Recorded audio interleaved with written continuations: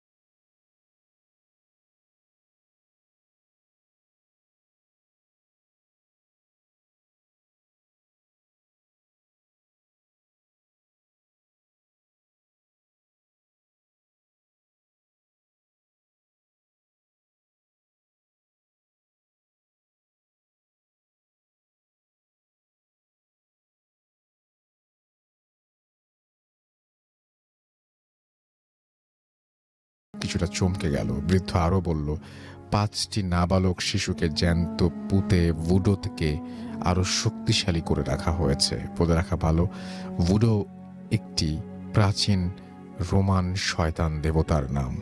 আমরা ওই বৃদ্ধকে কিছু বলার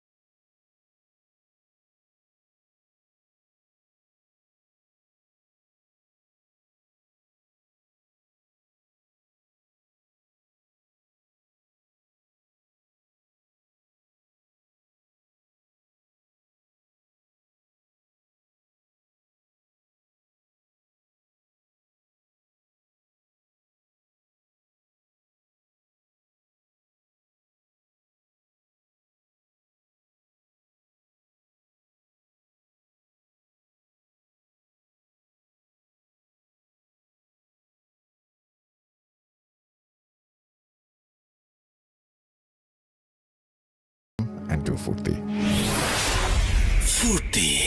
পিরিয়ডের দিনগুলোতে পছন্দের বিষয়গুলো হয়ে ওঠে বিরক্তিকর, তাই তোমার স্বস্তির জন্য এক্সট্রা কেয়ার নিয়ে পাশে আছে ফ্রিডম স্যানিটারি ন্যাপকিন। তোমাকে রিয়েলি বোঝে। ভালো করে দেখার আগেই অ্যাড হয়ে গেছে। এই তো শুরু হয়ে গেল ইন্টারনেটিং। এনগেজমেন্ট থেকে হানিমুন, সেলফি থেকে ভিডিও শেয়ারিং এ যেই পরিমাণ এনার্জি দেবে তাতে আরেকটা তাজমহল বানিয়ে ফেলা যাবে। এই সময় ইন্টারনেটটা বেশিই লাগে, তাই আরো বেশি এনজয় করতে বাংলা লিংকের বেশি বেশি internet. FM. The night comes alive. বিশ্বাস করা না করাটা আপনার ব্যাপার।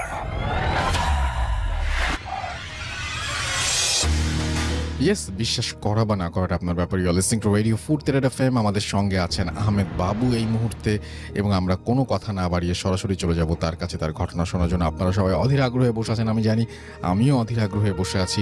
চলুন সরাসরি চলে যাই তার কাছে। জি বাবু, আসসালামু আলাইকুম। ওয়ালাইকুম আসসালাম রাসেল ভাই। জি। আমি কাহিনীতে চলে যাব সরাসরি। এই কাহিনীটা আমাকে বলেছে হচ্ছে সুনীল, ওর দাদার আমলের কাহিনী। সম্ভবত এটা যখন নাকি আপনার দেশ বিভাগের আগে একদম ভারতবর্ষ ছিল সে সময়কার কাহিনী। জি। তো এই কাহিনীটা হচ্ছে যে একটা জমিদার বাড়ি, এটা হচ্ছে ময়মনসিং এর এদিকে ছিল আর কি, ময়মনসিং এর দিকটাতে।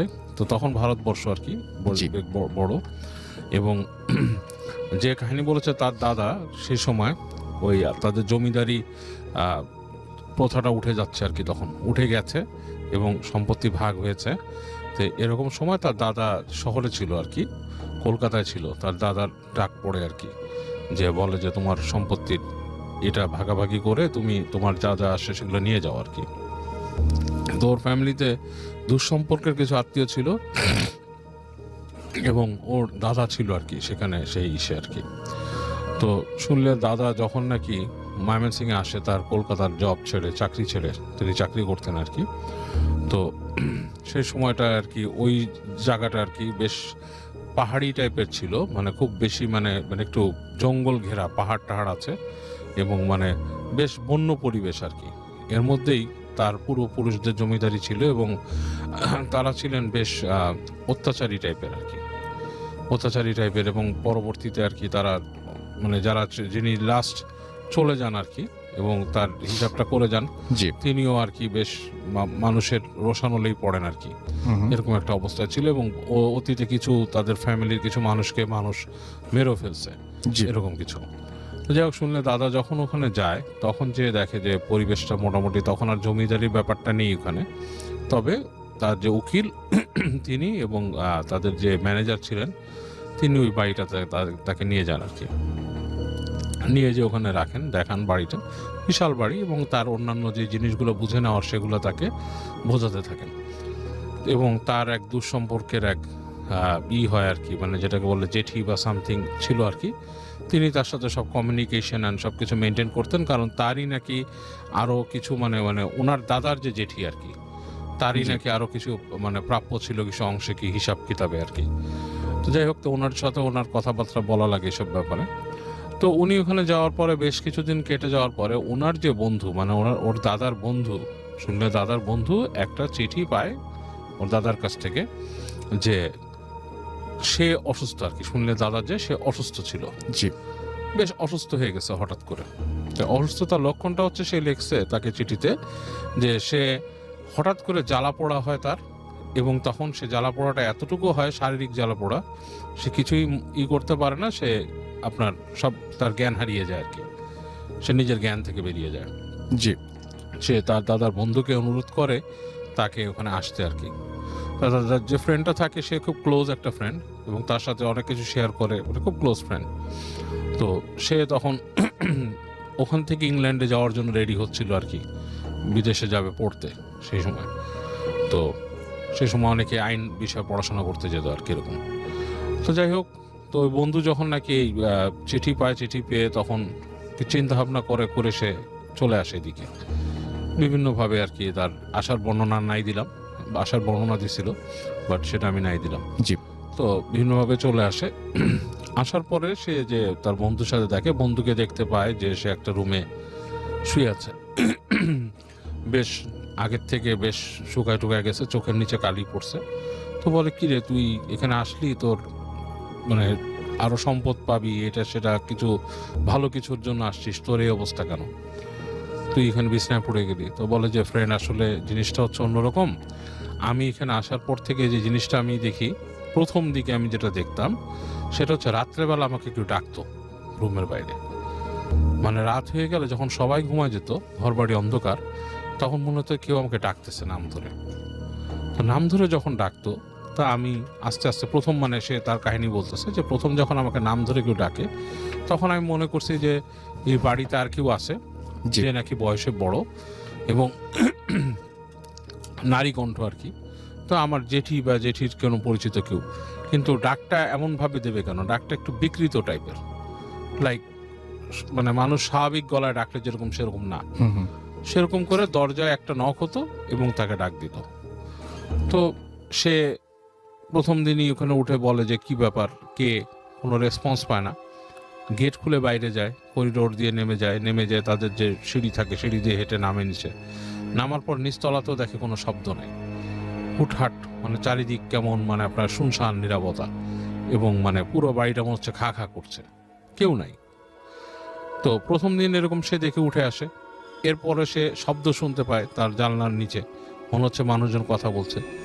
তো সে আপনার জানালার পর্দা সরায় নিচে উকি দেয়, উকি দিয়ে দেখে যে কিছু মানুষ মনে হচ্ছে যে আপনার ওখানে জটলা করছে। তো সে এটা দেখে, বাট কিউরিয়াসিটি মানে খুব একটা ফিল করে না। জি। চিন্তা করে যে এখানে এখন কি করব, নিচে কে আলোচনা করতেছে, কি করতেছে, আমি তো এখানে ইউজ টু না।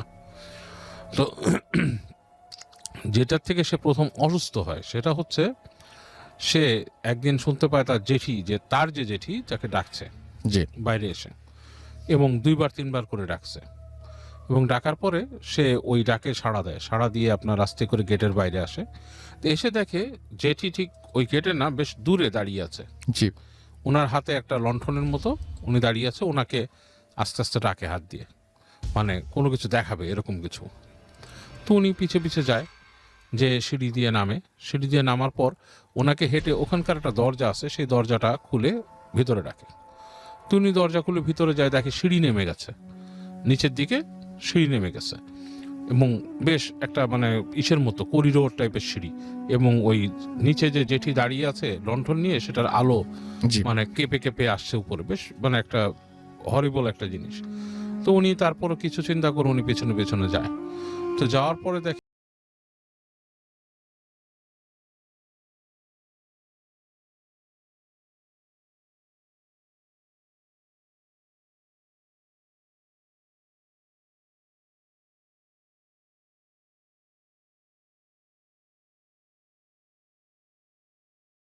পেয়ে যায়, কারণ ওই বদ্ধ জায়গা থেকে যে গর্জনটা আসে ওনার কাছে বেশ ভয় লাগে। এবং এই পর্যায়ে দেখে ফট করে ওই আলো লণ্ঠন যে থাকে জেঠির হাতে, সেটা নিভে গেছে। আচ্ছা। তো উনি ডাকতে থাকে, জেঠিমা জেঠিমা, এরকম করে ডাকে, দেখে কোনো সাড়া নেই। এবং ওই গর্জন যেটা হচ্ছে, গর্জনটা আরো লাউডার হচ্ছে ওই জায়গায়। আচ্ছা। উনি ব্যাক করে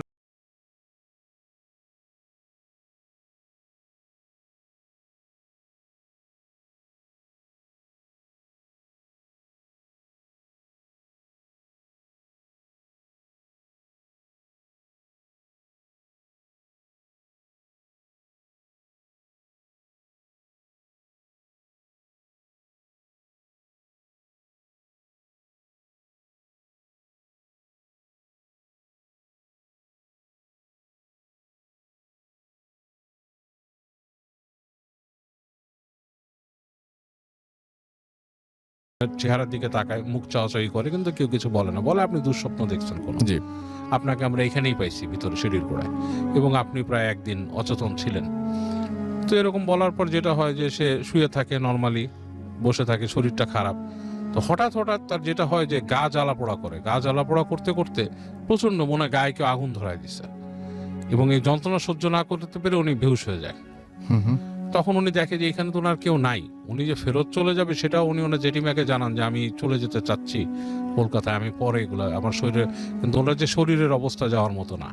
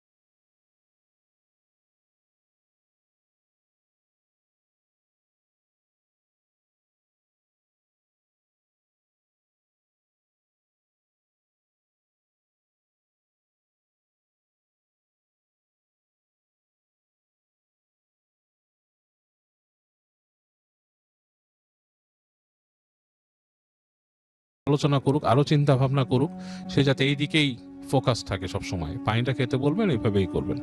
তো খাওয়াই দিয়ে অনেক কষ্ট মৌলানা সাহেব ওনাদেরকে বলে দেয় কিভাবে নদী পার হয়ে যেতে হবে, ওখান থেকে কিভাবে কিভাবে চলে যেতে হবে। তো ট্রাই করে অনেক কষ্টে শেষে সে তাকে কলকাতায় নিয়ে আসে। তো কলকাতায় নিয়ে আসার পরে ওনার কিন্তু অনেক কমে যায়, ওনাকে পানি দিছে, ওই ধরনের প্রবলেমগুলো ওনার মধ্যে আর হয় না। এবং পরবর্তীতে উনি মানে অনেক অনেক আরো স্টাডি করার পরে উনি মানে ধর্মের প্রতি সম্পূর্ণ বিশ্বাস নিয়ে আসেন এবং বিশ্বাসী একজন ধার্মিক হয়ে যান।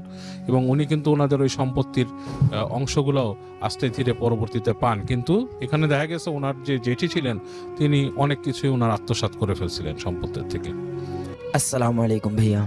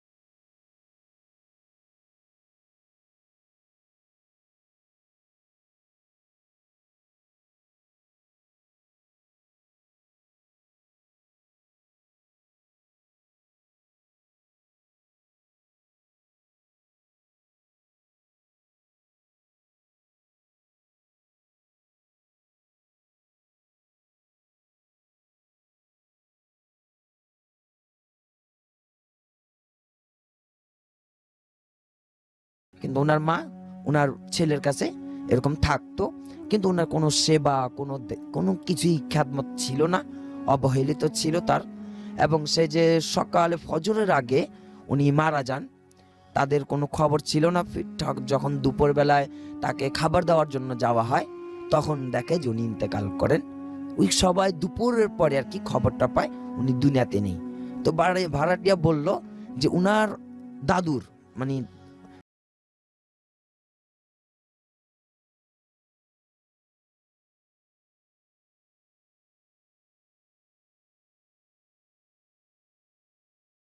সবার কাছে খুব ভয়, বাড়িটা খুব ভার হয়ে থাকে। উনি বারবার বলতেছে বাড়িটা একটা অভিশপ্তের বাড়ি, কেননা একজন অভিভাবক হয়ে সে কখনো কারোর সেবা পান নাই। ইন্তেকালের সময় উনি কাউকে কাছে পান নাই। যখন মারা গেছে খুব ভোরবেলায়, দুপুরবেলা সবাই জানতে পারে উনি দুনিয়াতে নেই। এই ভাইয়ার ছিল ঘটনা। থ্যাংক ইউ সো মাচ আপনার ঘটনার জন্য। আপনাকে অনেক ধন্যবাদ। আমরা চলে যাব এখন বাবু ভাইয়ের কাছে এবং বাবু ভাইয়ের কাছ থেকে আরেকটা ঘটনা শুনে আসবো। আশা করছি এই ঘটনাটা আপনাদের ভালো লাগবে। চলুন শুনে আসি। রাসেল ভাই, এই কাহিনীটা হচ্ছে আপনার সাগরের কাহিনী। অ্যান্ড এটা হচ্ছে মোহাম্মদপুরের একটা জায়গার, অ্যান্ড দ্যাট ইজ অ্যাকচুয়ালি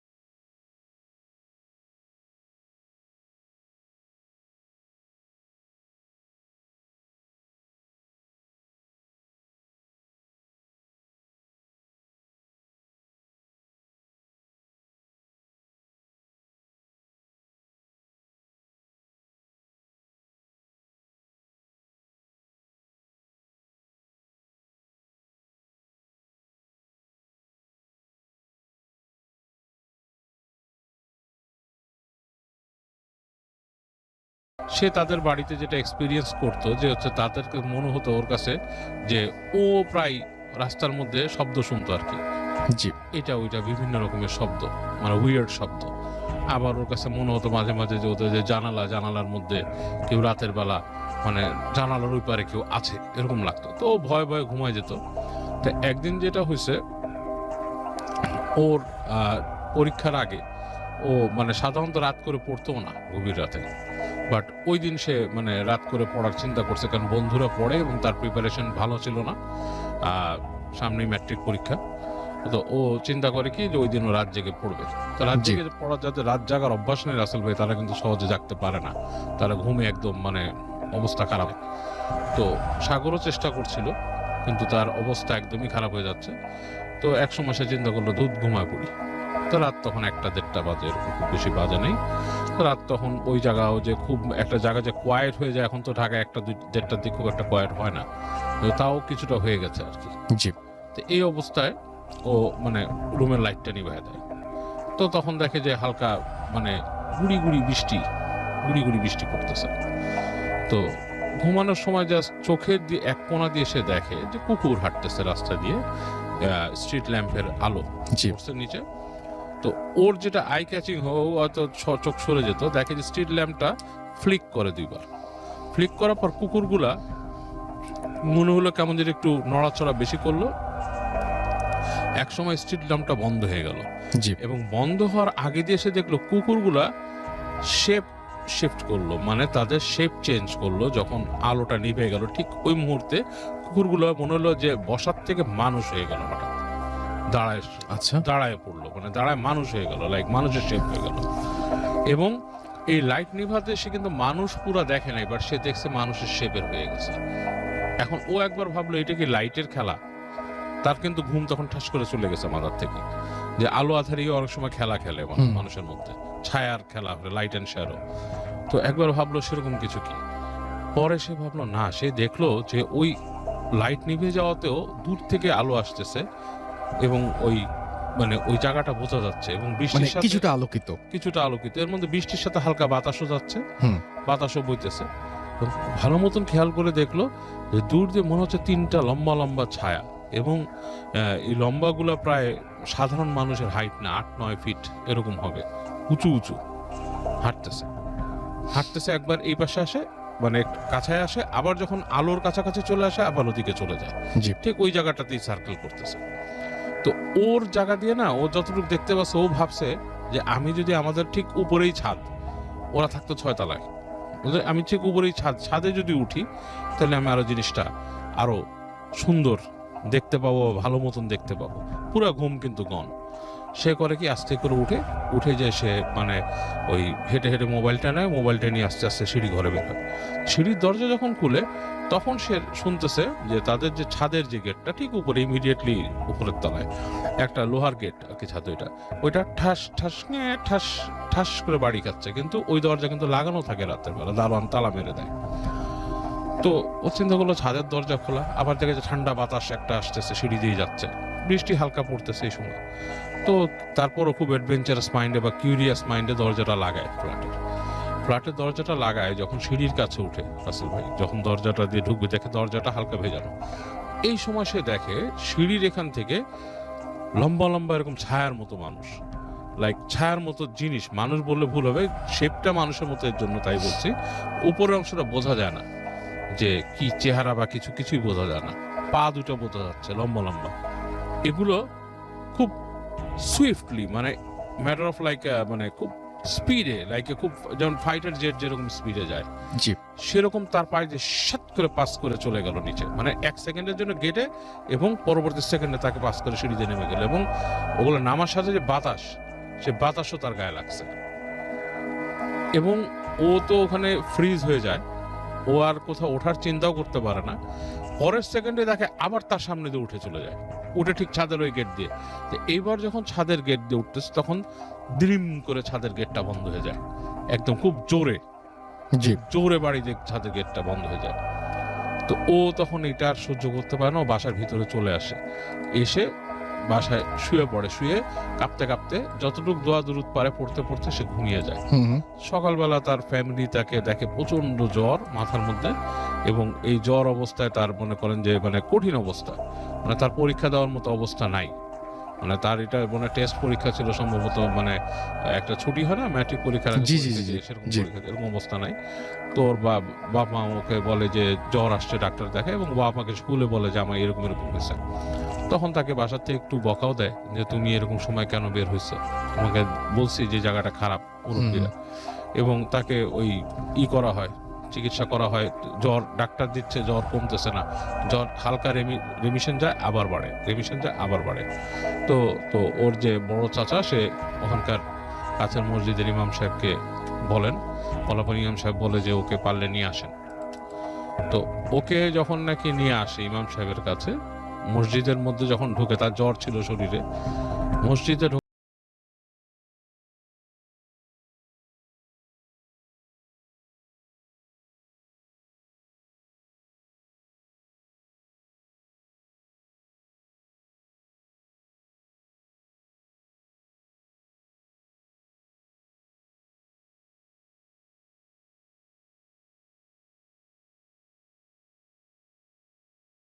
ছেলে সিঁড়িতে জানি সে রাতের বেলা কখন না উঠে, আপনাদের সিঁড়িটা পারলে বন্ধ করায় দিবেন। মানে সিঁড়ির মধ্যে হয়তো জিনিসটা যেটা হয়েছে যে ও রাতের বেলা দেখছে, এবং এগুলো তো খারাপ জিন, ওরা দূর থেকে ওকে খেয়াল করছে, ও যে খেয়াল করছে, এবং ও ওভার কিউরিয়াসে যখন সিঁড়িতে গেছে, ওদের কাছে এটা 1 সেকেন্ডের ব্যাপার, ওরা লাইট স্পিডে চলাফেরা করে ওখানে উঠতে, এবং ওকে যা ভয় দেখাইছে, এবং ওদের গায়ের বাতাসটা লাগছে, এটাতেই তার এই জ্বর এসে গেছে। এবং তারপর ওকে দোয়া টোয়া করে করে দেয়, বলে আস্তে ধীরে ঠিক হয়। ওর পরীক্ষা মিস হয়ে গেছিল, পরীক্ষা পরবর্তীতে স্পেশাল অ্যাপ্লিকেশন করে সে ওইটার হয় আর কি। ওকে, এই হচ্ছে কাহিনী Rasel. Thank you so much, আপনার ঘটনার জন্য আপনাকে অনেক ধন্যবাদ বাবু ভাই। Booth FM. The night comes alive. বিশ্বাস করা না করাটা আপনার ব্যাপার।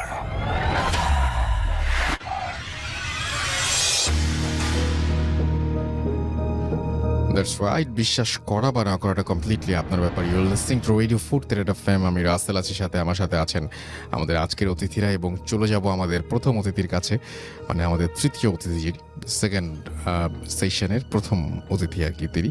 আপনার নামটা প্লিজ একটু বলবেন, কোথা থেকে এসছেন সেটা বলবেন, তারপর আপনার ঘটনায় যাব। জি আসসালামু আলাইকুম রাসেল ভাই, জি আমি মোহাম্মদ বাইজিদ আলম। জি। আমি এসেছি ধানমন্ডি থেকে, আমার হোম টাউন নরসিংদীতে।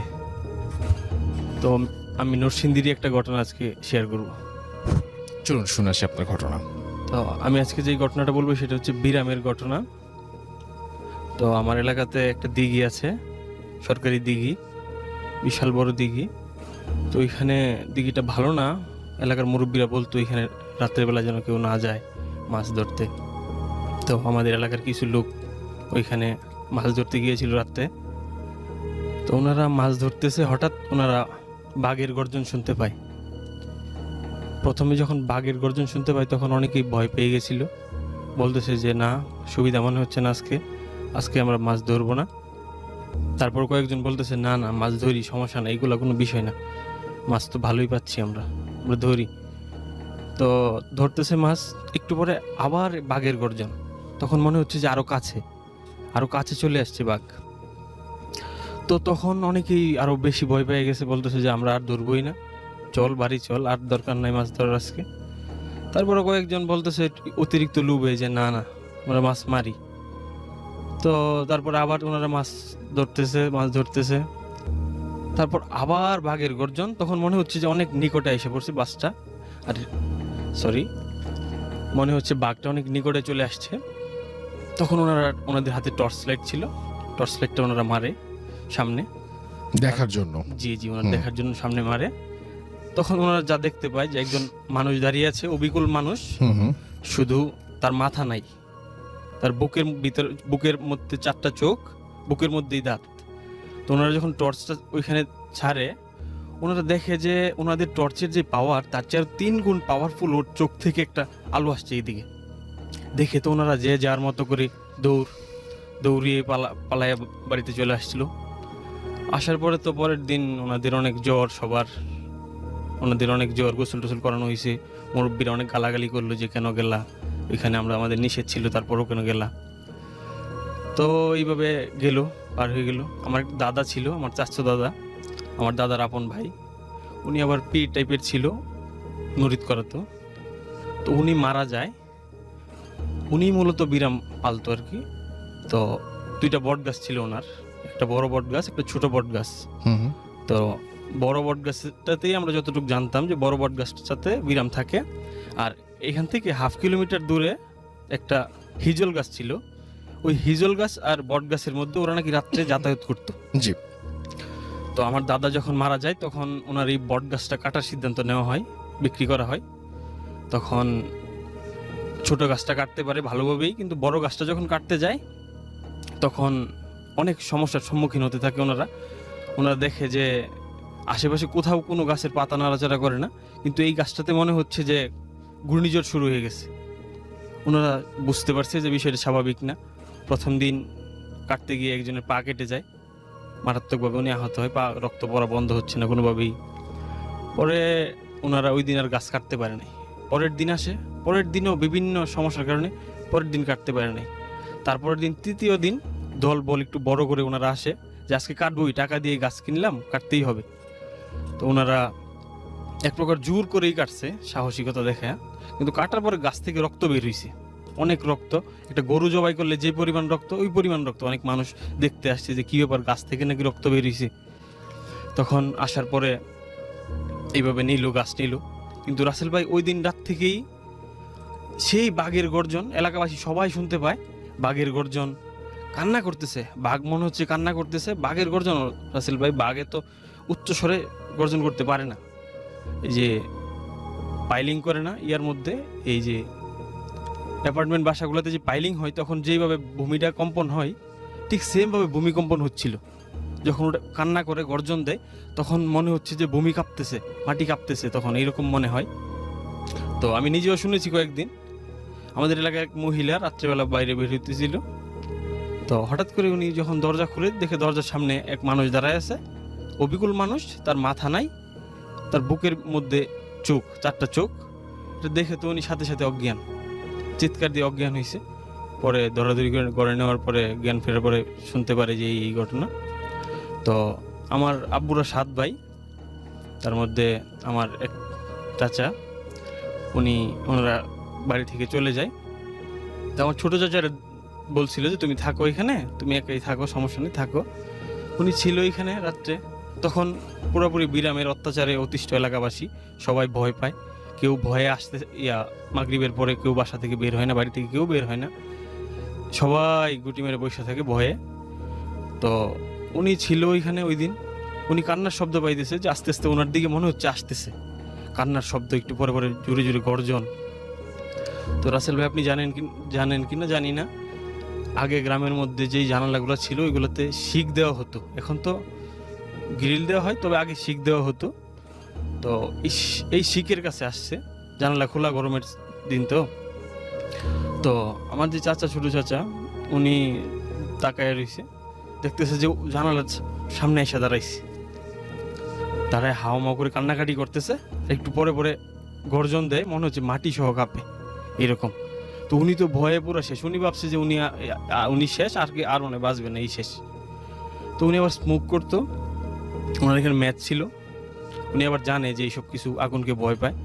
উনি অনেক চেষ্টা করে ম্যাচ জ্বালানোর জন্য, উনি দিয়াশ লাইট সবগুলো ইউজ করে, একটাও কাজ করে না, একটাও জ্বলে না। তো ওনার কাছে টর্চ লাইট ছিল, উনি এটা যখন মারতে যায় তখন ফিউজ হয়ে গেছে, টর্চ লাইট আর কাজ করে না। অনেক কষ্টে ওনার গ্যাস ম্যাচ ছিল, ওইটা দিয়ে অনেক কষ্টে সর্বশেষ যখন একটা চালায়, এই সিগারেট যখন একটা জ্বালায়, তখন এটা চলে গেছে। তো উনি এটার বিবরণটা রাসেল ভাই যেরকমভাবে দিয়েছিল, যে অবিকল মানুষের মতো, শুধু তার মাথাটা নাই, আর চোখ, 4টা চোখ তার বুকের মধ্যে। আর উনি যতটুকু সাইজ দেখাইছিল, যে দাঁতের সাইজ 7 থেকে 8 ইঞ্চি দাঁতগুলা, তাও বুকের মাঝেই। তো এইভাবে চলে যায়। এলাকাতে অনেক কবিরা জানা হয় যে কি প্রতিকার। এলাকাবাসী তো পুরো অতিষ্ঠ, সবাই ভয়ে আতঙ্কিত হয়ে গেছে, কেউ কিছু করতে পারতেছে না, রাত্রেবেলা বের হইতে পারতেছে না। তো কবিরা জানে কেউ কিছু করতে পারে না, কেউ কিছুই করতে পারে না। তো বলতেছে যে এই যে উনি যে পীর সাহেব ছিল আমার দাদা, যে উনি তো পালতো, উনি ছাড়া তো এখন কিছুই করা যাইতেছে না এইগুলারে। তো আমার এক চাচা, 5 নম্বর চাচা, উনি রাত্রেবেলা আসতেছিল, রাত্রে পাই তখন 2টা। উনি আসার পথে আমার যে দাদা যে পিরাম পালতো, ওনার মাজারের কাছে আসার পরেই ওনার সাথে দেখা, এই দাদার সাথে দেখা। তো আমার চাচা জিজ্ঞেস করলো যে জ্যাঠা আপনি কোথেকে আসছেন এত রাতে? তখন বলতেছে বাবা আমি তো হজ করে আসছি। তখন বলতে হজ করে আসছেন? তো আমার চাচা যেভাবে দাঁড়ায় ছিল, ওনার ডান পাশেই ছিল মাজারটা। ওনার আবার একদম খেয়াল নাই যে এই দাদা মারা গেছে। ওনারে আমার দাদা বলতেছে, ওই দাদা, যে তুমি একটু ঘুরো, তুমি একটু বাম পাশে ঘুরো, তুমি পিছনে তাকাইবা না, পিছনে তাকাইলে তুমি ভয় পাইবা। কিন্তু আমার চাচার একদমই মাথায় নাই যে উনি মারা গেছে। একদম স্বাভাবিকভাবে উনি কথা বলতেছে যে ওনার চাচা, ওনার জ্যাঠা আসছে, হজ করে আসছে, কথা বলতেছে। তখন বললো যে জ্যাঠা আমরা তো সবাই খুব আতঙ্কে আছে, সবাই খুব ভয়ে আছে, তো আমরা কিভাবে প্রতিকার পাইতে পারি এই বিষয়টা থেকে, আমরা তো আর পারতেছি না। তখন বলতেছে যে যাও তুমি, আজকে থেকে আর হবে না, আর রাত্রেবেলা এইভাবে বেড টের হইও না। তো আমার চাচা বাড়িতে আসলো, আসার পরে উনি যখন রুমে ঢুকবে তখন ওনার খেয়াল হয়েছে আরে আমার চাচা তো উনি তো নাই, উনি তো মারা গেছে।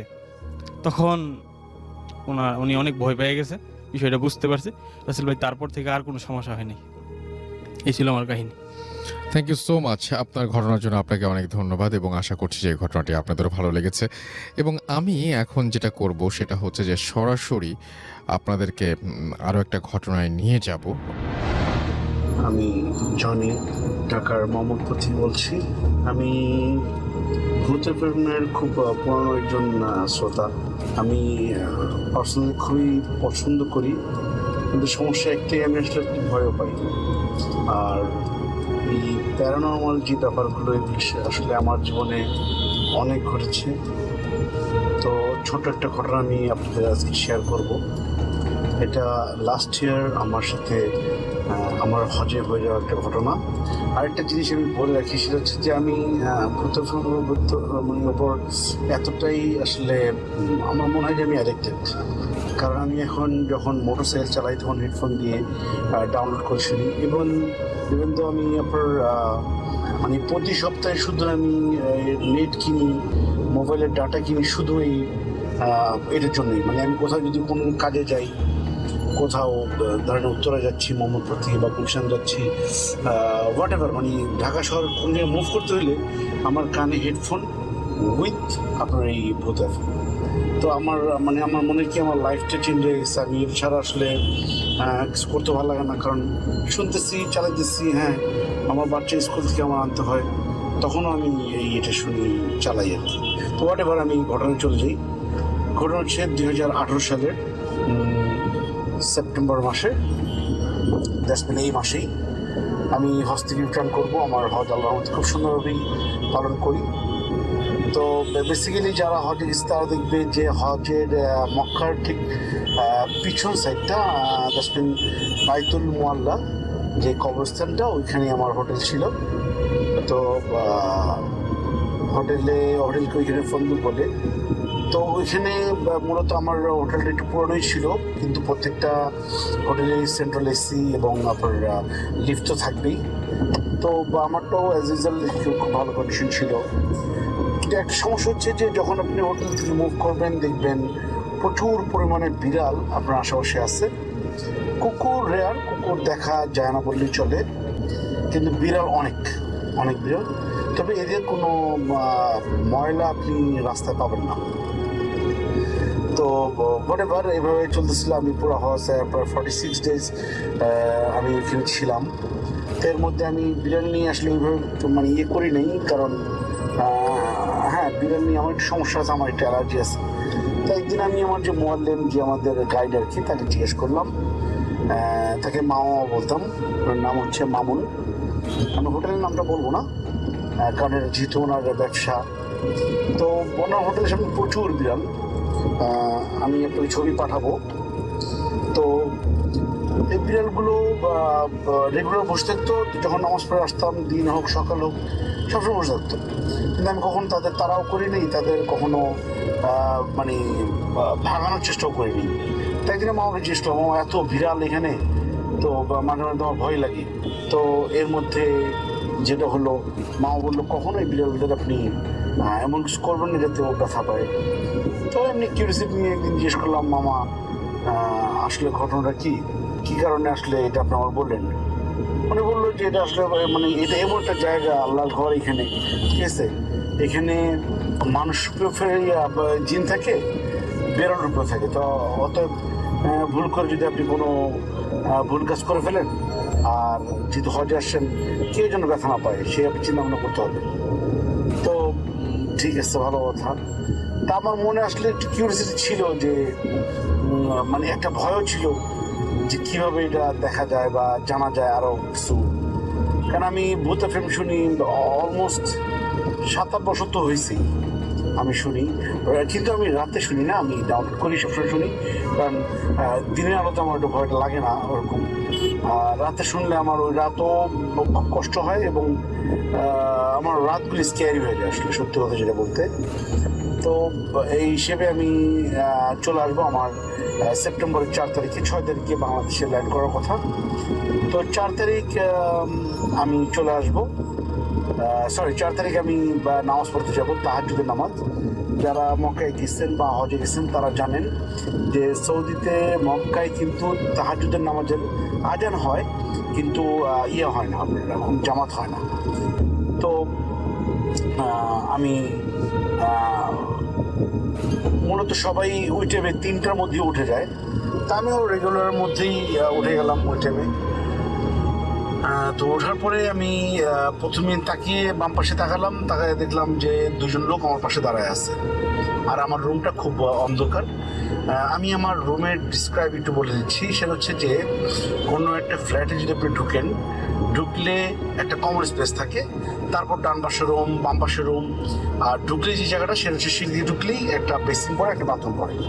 তারপর বাম পাশে আমার অ্যাটাচ বাথরুম সহ একটা রুম ছিল, সেটা আমাকে দেওয়া হয়েছিল যেহেতু আমি একটু হেলদি অ্যান্ড আমি আমার ক্যাটাগরিটা একটু ভালো ক্যাটাগরি ছিল, যার কারণে আমার রুমে অ্যাটাচ বাথরুম ছিল।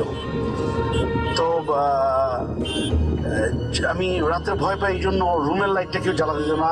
যারা আমার সাথে থাকতো তারা ম্যাক্সিমাম একটু বয়স্ক, আর আমরা 5 জন ছিলাম এক রুমের ভিতরে। তো এরকম যে রুম দিয়ে ঢোকার পরে আমার ওই কমন স্পেস থেকে বাম দিকে ঢুকলেই আমার রুমটা, ঢুকে প্রথমে বাম পাশে বাথরুমের বরাবর একটা বেড, তারপরে একটা বেড, ঠিক দরজার উল্টা কর্নারে এসির নিচে আমার বেডটা। তো রুমগুলো খুব বড়, অ্যাপ্রক্স আপনার 300 স্কোয়ার ফিট তো হবেই, আর 300 স্কোয়ার ফিটের রুম।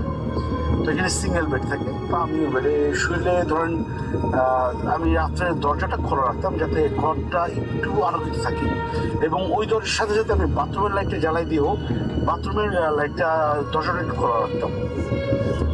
তো যদি কেউ এই আলোর মাঝখানে দাঁড়াতে, অবশ্যই রাসেল ভাই আমি বুঝতে পারবো যে কয়জন বা কে দাঁড়াইছে। হয়তো চেহারা দেখতে পারবো না, কিন্তু অ্যাটলিস্ট তাদের ছায়াটা তো বুঝতে পারবো। তো আমার মনে হলো যে আমি তাহাজ্জুদের নামাজ পড়ি হারাম শরীফে গিয়ে। তো আমি নর্মালি তাকাই দেখলাম যে 2 জন দাঁড়ায় আছে। তো আরেকটা কথা বলে নিয়ে আসলে আমার এখানে টোটালি পুরো এই 46 ডেজ আমার ঘুম নিয়ে খুব সমস্যা হচ্ছে, বাট কারণ ওই যে 3 ঘন্টা একটা ডিফারেন্স থাকে, এই জন্য খুব কষ্ট হয়েছে। তো আমি ঘুরে তাকাই দেখলাম যে 2 জন লোক দাঁড়ায় আছে এবং আমার দিকে মুখ করে তাকায় আছে। তা আমি প্রথম মনে করলাম যে হয়তো আমাকে ডাকতে আসছে তাহাজ্জুদ নামাজের জন্য। তো ওইখানে 2 জন দাঁড়াই আছে। তো আমি তাদের দেখে, তারা যেহেতু ডাকতেছে না, রুমটা অন্ধকার, তাদের আমি অবয় দেখতেছি, তো মনে করলাম হয়তো এখন সময় হয় নেই, এই জন্য ডাকতেছে না, সময় হলে আমার টিকিট রাখ দিবে। তা আমি তাদের দেখে উল্টে ঘুরে গেলাম, দেওয়ালের দিকে মুখ করলাম। মুখ করার পর সাথে সাথে আমি চিন্তা করলাম, আমার সেকেন্ডের মধ্যে আমার মাইন্ড কাজ করা শুরু করলো যে যদি তারা আমার ডাকতে আসে রুমের লাইট জ্বালা নেই কেন। তো এটা চিন্তা করে আমি তাকাইলাম, তাই দেখলাম দাঁড়ায় আছে। তো রুমটা অন্ধকার, আর স্বাভাবিক আমার রুমে যেহেতু সব ম্যাক্সিমামই 5 জনের মধ্যে 3 জনই বয়স্ক, সেক্ষেত্রে তারা অবশ্যই রুম তো লাইট জ্বালাবেই। কিন্তু দেখলাম যে ওরা দাঁড়াই আছে। তখন আমি প্রথমবার জিজ্ঞেস করলাম কে, দ্বিতীয়বার জিজ্ঞেস করলাম কে, তৃতীয়বার আমি জিজ্ঞেস করলাম কে বলে আমি চিৎকার দিয়ে উঠলাম। চিৎকার তার সাথে সাথে আমি আমার রুমে যারা ছিল তারা সব উঠে গেল। উঠে আমার জিজ্ঞেসে কি স্যার কি হয়েছে। আমার নাম আসল নাম হচ্ছে আরিফ, ডাক নাম জনি। তো আমার জিজ্ঞেসে হ্যাঁ আরিফে কি হয়েছে। আমি বললাম না ভাই কিছু হয় নাই, মনে হয় তাহাজ্জুদের আমার সময় হয়ে গেছে। কয় না মাত্র তো 2টা বাজে, আরো 1 ঘন্টা আছে ঘুমান। তো আমার মাথায় কাজ করতেছিল যে ওটা কে ছিল, লাইট জ্বালানোর পরে কিছুই নেই। তো এটা আমি আর কাউকে বলি নেই, কারণ আমার সাথে যারা থাকে তারা হয়তো ভয় পেতে পারে, এই জন্য আমি আর কাউকে কিছু বলিনি। তো এটাই ছিল আমার ঘটনা রাসেল ভাই। যদি ভালো লাগে শেয়ার করবেন। Thank you listener. যদি ভালো লাগে আমাকে জানাবেন, আমার আর অনেক ঘটনা আছে আমি আপনাকে জানাবো। আল্লাহ হাফিজ। Booth FM. The night comes alive. বিশ্বাস করা না করাটা আপনার ব্যাপার।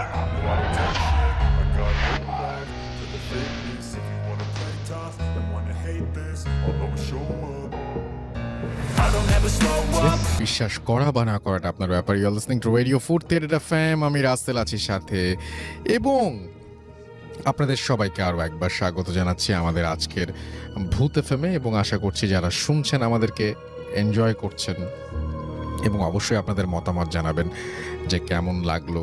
এবং ভূত এফএম শেষ হয়ে যাচ্ছে বলে আপনি সবকিছু ভালো বলবেন না, অবশ্যই আপনার অবশ্যই জানানোর রাইট আছে যে কোনটা ভালো লাগছে কোনটা খারাপ লাগছে। তো আমরা আমাদের আরো একজন অতিথি আমাদের সঙ্গে এই মুহূর্তে আছেন, তার কাছে সরাসরি চলে যাবো। আপনার নামটা প্লিজ একটু বলবেন, আপনি কোথা থেকে এসেছেন সেটা বলবেন, তারপরে আপনার ঘটনায় যাবো। জি।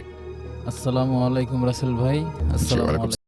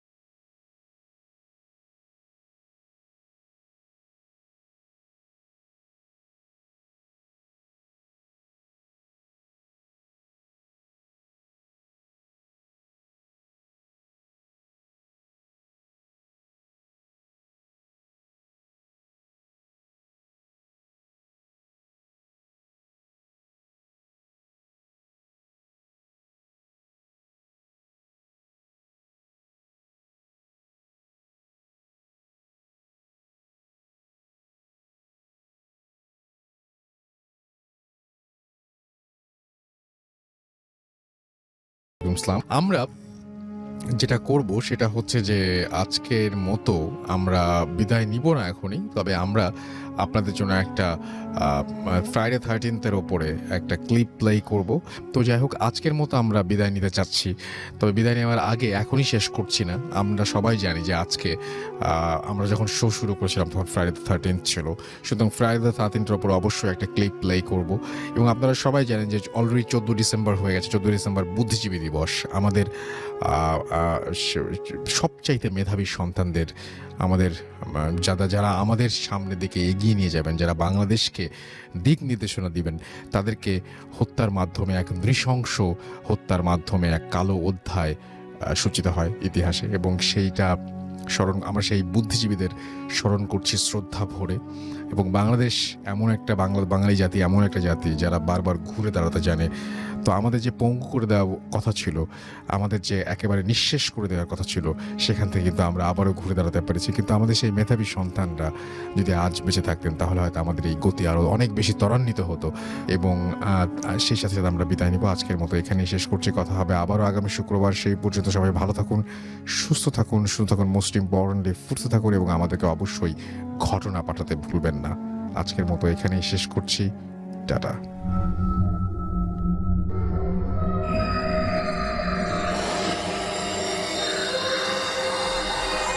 Friday the 13th. Friday the 13th বা ব্ল্যাক ফ্রাইডে কি শুধুই কুসংস্কার, নাকি সত্যি দিনটার আলাদা কোনো বিশেষত্ব আছে? গত ফেব্রুয়ারিতে একটা শুক্রবার কাটালাম আমরা, যেদিন তারিখটা ছিল 13। সব কিছু কি প্রতিদিনের মতোই ঘটেছিল সেদিন, নাকি দিনটি অশুভ ছিল আপনার জন্য? একটু মনে করার চেষ্টা করুন। যদি ধরে নেন যে শুধু একটা ওয়েস্টার্ন সুপারস্টিশন, তাহলে এক্ষুনি মাথা থেকে সব চিন্তা ঝেড়ে ফেলুন। যদি মনে করেন ফ্রাইডে দ্য 13th সম্পর্কে জানা মানে শুধু শুধু টেনশন বাড়ানো, তাহলে শোনা বন্ধ করুন। আর যদি সত্যি এই দিনটি নিয়ে কোনো কৌতূহল থাকে, শুধু তাহলেই জেনে নিন এই দিনটির খুঁটিনাটি।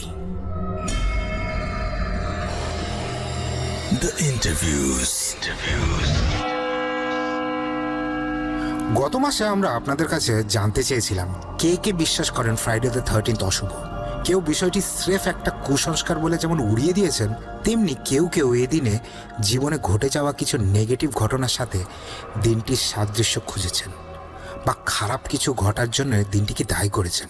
কেউ কেউ জাস্ট অধৈর্য হয়ে অপেক্ষা করেছেন পরবর্তী ঘটনা শোনার জন্যে। আমরা আমাদের কাছের কিছু মানুষের কাছে জানতে চেয়েছিলাম এই দিনটির সম্পর্কে। চলুন শুনে আসি তারা কি বলেন।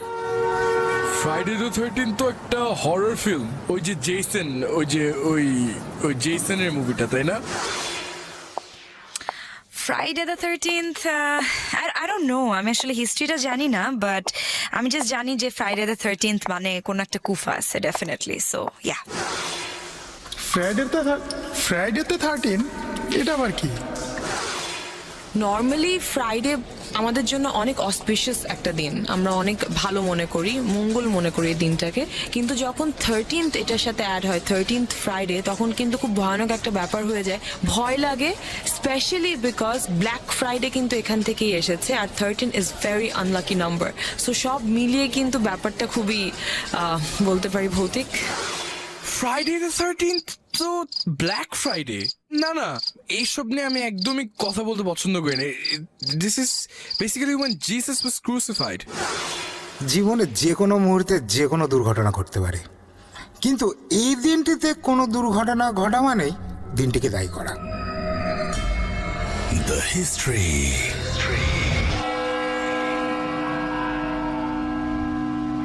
এবার চলুন জেনে আসি পশ্চিমা পৃথিবী কি ভাবে এই দিনটিকে নিয়ে।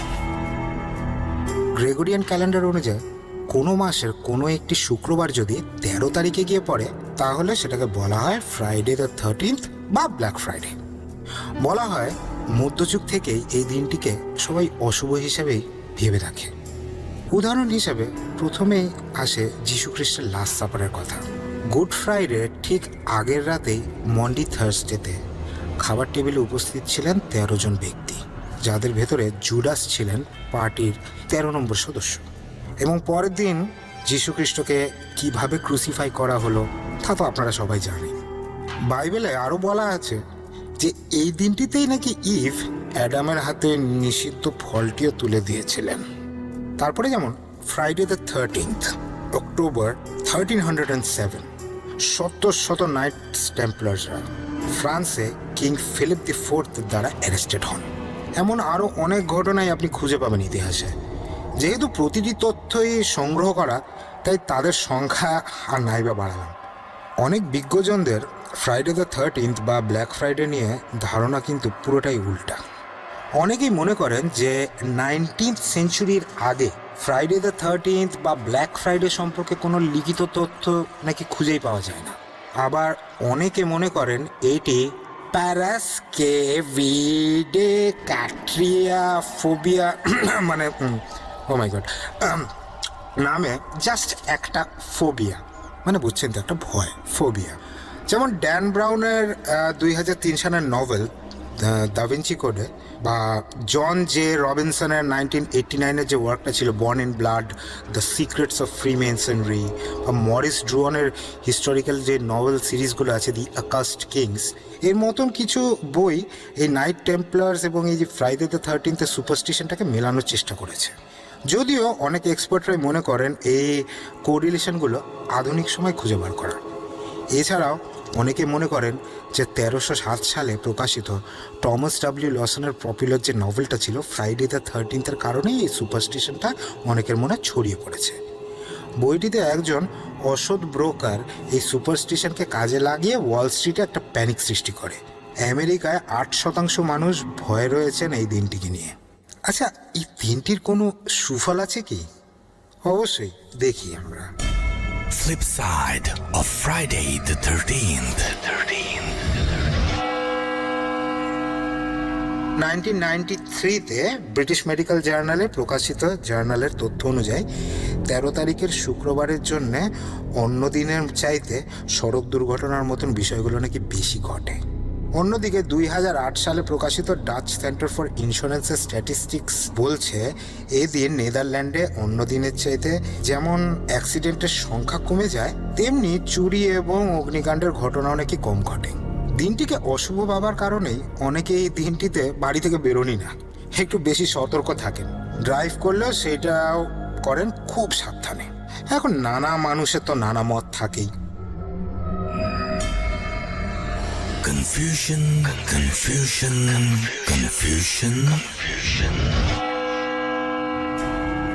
অনেকে মনে করেন নিউমারোলজিতে 12 সংখ্যাটির অর্থ কমপ্লিটনেস। একটু চিন্তা করলেই আপনি পেয়ে যাবেন 12 months of the year, 12 hours of the clock day, the 12 deities of Olympus, 12 tribes of Israel, 12 apostles of Jesus, 12 signs of the zodiac, the 12 years of the Buddhist cycle. অন্যদিকে সংখ্যা 13 মানে কমপ্লিটনেসের উল্টোটা। 13 সংখ্যাটিকে নিয়ে আমরা খুব একটা ঘেটে দেখতেও চাই না, কেন 13 মানেই খারাপ, অশুভ। এটি কি শুধুই খুব পুরনো একটা সুপারস্টিশন? অদ্ভুত ব্যাপারটা হচ্ছে যে ইটালিতে 13 সংখ্যাটিকে কিন্তু শুভ করে দেখা হয়, সেখানে বরং অশুভ ধরা হয় ফ্রাইডে দ্য 17th-কে। গ্রিকরা মনে করে টিউসডে দ্য 13th-ই হচ্ছে অশুভ। দিনটির উপরে এরিস অর্থাৎ দ্য গড অফ ওয়ারের প্রভাবের কারণেই এমনটি মনে করা হয়। সুতরাং ভয়ের কিছু নাই।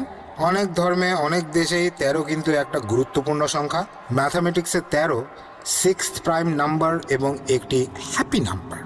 চীন এবং কোরিয়ান নাম্বার হিসেবে 7কেই বাই দ্য ওয়ে অশুভ ধরা হয়। আমি আবার রিপিট করছি, 7কে কিন্তু অশুভ ধরা হয় চীন এবং কোরিয়াতে। সবশেষে স্বস্তি দিতে টেলর সুইফটের এমটিভি ইন্টারভিউতে বলা কথাগুলো জানিয়ে দিচ্ছি আপনাদের। ফেব্রুয়ারি ফ্রাইডে দ্য 13th-এ আপনাদের পাঠানো অনেকের মেসেজ ছিল গায়িকা টেলর সুইফটের মতোই। I was born on the 13th, I turned 13 on Friday the 13th. My first album went solo in 13 weeks. My first #1 song had a 13-second intro. কি করা যাবে, কি করা যাবে না? ফ্রাইডে দ্য 13th-কে বলা হয় the most widespread superstition. আর সে কারণে যে কোনো নতুন ব্যবসা শুরুর জন্য এই দিনটিকে বেসিক্যালি অমঙ্গলজনক বলেই ধরা হয়। অনেকে দূরের যাত্রা বাতিল করে দেন এই দিন। কিছু কিছু নিষেধাজ্ঞা বেশ অদ্ভুত ধরনের, যেমন এই দিন অনেকেই ঘরের ভেতরে ছাতা মেলতে নিষেধ করেন। ঘরের ভেতরে ছাতা, এনিওয়েজ, হ্যাঁ, বড় ধরনের সারপ্রাইজ এড়িয়ে চলতে পরামর্শ দেন। ওকে, সারপ্রাইজ। চাঁদের নিচে কাউকে কোনো কথা দেওয়া থেকে বিরত থাকতে বলেন কেউ কেউ। আর কেউ নন, স্বয়ং শেক্সপিয়ার বলেছেন, O swear not by the moon, the inconsistent moon, that monthly changes in her circle orb, lest that thy love prove likewise variable. বলেছেন Juliet Capulet in Shakespeare's most famous tragedy. বুঝছেন তো কোনটা? বন্ধু বান্ধব নিয়ে খাবার খেতে যাচ্ছেন, খুব ভালো কথা। অতিথি সংখ্যাটা 13 বা 13-র কম অনেকে বলেন রাখতে আর কি এই দিনে। অনেকে আবার বলেন যে এই দিনে নাকি আয়না ঢেকে রাখতে হয়। আবার অনেকে বলেন যে এই দিনে কোনো মাছের প্রচলিত নাম মুখে নাকি আনতে নেই। যেমন ধরুন, ইলিশ মাছ না বলে আপনি যদি এখন টেনিউলোসা ইলিশা বলেন, মানে যেটা হচ্ছে কি বেসিক্যালি ইলিশ মাছের বৈজ্ঞানিক নাম, তাহলে হয়তো ঠিকঠাক থাকবে আর কি। অনেকে রাতে শোবার সময় যে পাশ হয়ে শোন উঠতে চান সেই পাশ দিয়ে। বিশেষ করে দেয়ালের দিকে ফিরে ঘুম ভাঙলে ধরা হয় নাকি ব্যাড লাক। এমন আরও অনেক কিছু ভাবেন পশ্চিমা দেশের মানুষেরা। কি ভাবছেন? ভাবছেন না যে জাতি হিসেবে অ্যাকচুয়ালি বাঙালিরা অনেক কম কুসংস্কারাচ্ছন্ন? সত্যিই তাই। ধরে নিতে পারেন যে ফ্রাইডে দ্য 13th জাস্ট একটা সুসংস্কার, এটি একটি ফোবিয়া। যাই ভাবেন না কেন, পরামর্শ একটাই, এই দিন নিয়ে খুব একটা বেশি ভাবতে যাবেন না, কারণ আপনার ইচ্ছা শক্তি, আপনার চিন্তা শক্তি, আপনার বিশ্বাস এসবের চেয়ে অনেক বেশি পাওয়ারফুল।